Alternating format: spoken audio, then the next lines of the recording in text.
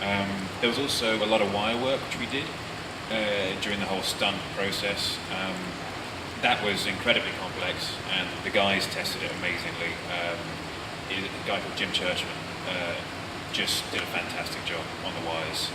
And I mean, that was probably the funnest part for me as far as flying, because I got to be 40 feet up in the air and sort of just completely out of control, sort of in my own control, someone else's control, thank goodness.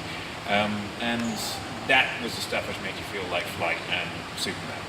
Mm-hmm. Michael, what about that? What about the I mean, do you use like any martial arts in that? How was the style? I mean, what's the Krav Maga? No, really? I think the important thing to remember is on Krypton, Zod does not have any superpowers. He's just a general. He's been training for a long time, whooping butt for a long time there on Krypton.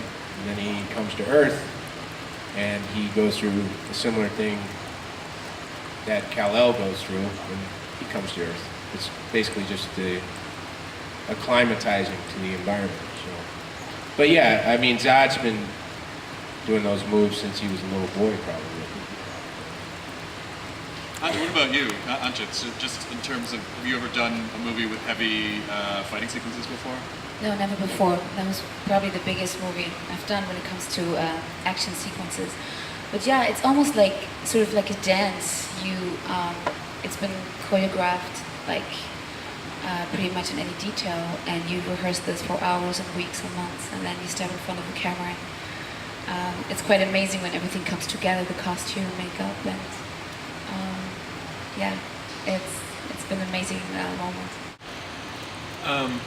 Firstly, I don't think it's about finding my way into an icon. Playing an icon, you don't try and be an icon, because that defeats the purpose.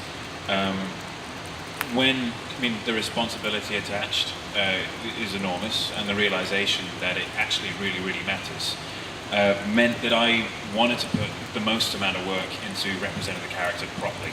And that especially applied when I was working out in the gym, when you feel that you can't push any harder or you can't lift any more weight. You think, well, hold on a second, I've got to look like Superman. There's a whole bunch of people out there who are relying on me to be that superhero. And so it really helped to, push out those extra few reps and just, become that character. Does that help?